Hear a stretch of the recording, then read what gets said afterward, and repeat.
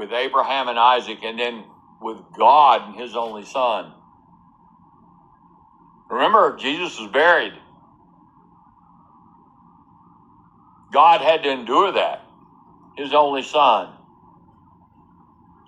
So how different the law of carnal commandments and the power of an endless life. As I've said last few weeks, I'm in the Old Testament. I finally got out of the first 5 books, Pentateuch, and finally we're winning some battles with Joshua. But it was tough. Man, you had the sin, you had the fall, you had the law, carnal commandments. But now, in Hebrews here, the power of an endless life. The flesh reveals the full weight of the law. It still does, even to me.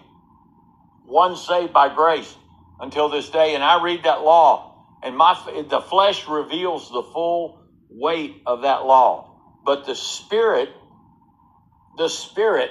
that born-again spirit, exhibits the power of an endless life. If you look at verse 18 and 19 there in Hebrews 7, he said, "For there is verily a disannulling." You see that? That's basically like that. A lot of times in a marriage, they say there's an annulment, that ending. It's sort of like you might say a soft divorce, an annulment. There is a disannulling of the commandment going before the weakness and unprofitableness thereof. If you don't think that thing was weak and unprofitable, read about the Exodus. Read about those people walking it. How'd that law work out?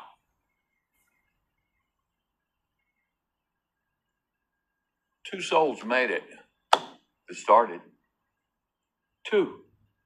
Verse 19, for the law made nothing perfect, but the bringing in of a better hope did, by the which we draw nigh to God, near to God. Remember our text last week on charity? And Paul told us in Galatians 3:14 exactly what charity was.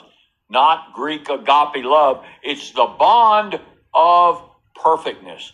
That which is charity. And he said, remember what he said? All the things we won't go back and look at that he listed, that he said, but the greatest.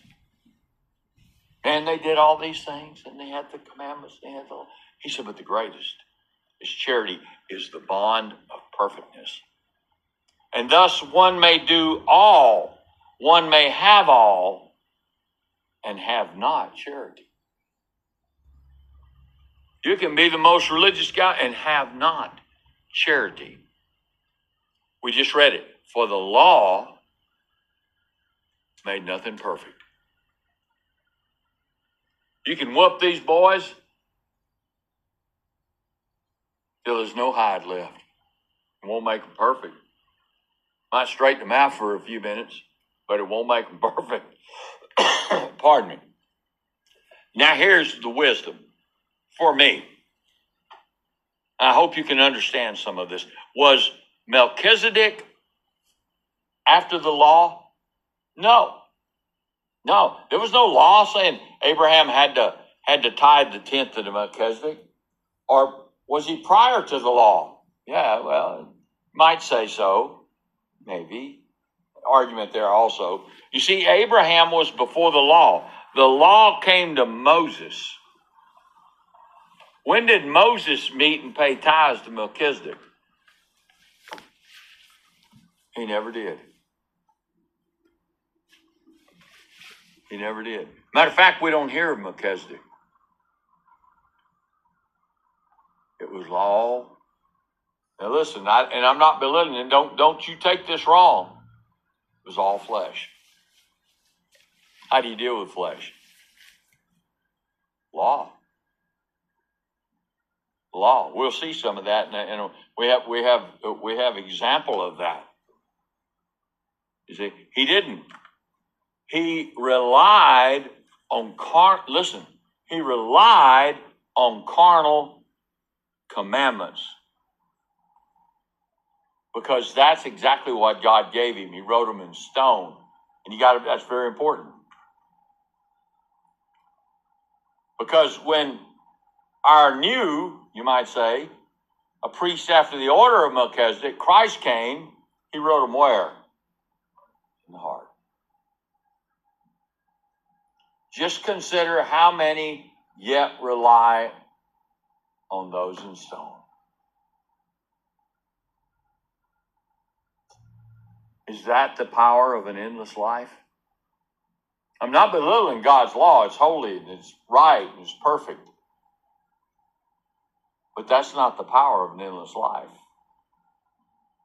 We just read it in verse 18 and 19. For there is verily a disannulling of the commandment. Isn't that an interesting verse compared to all the religion that we hear? For the law, listen, the law made nothing perfect. It's interesting the reason men think that Jesus was perfect. I've always found that odd. They say, because he never broke the law. God's law. Because he kept every jot and tittle. So he was perfect. Is that why Jesus was perfect? I'm asking you. If I never broke the law, would I too be perfect?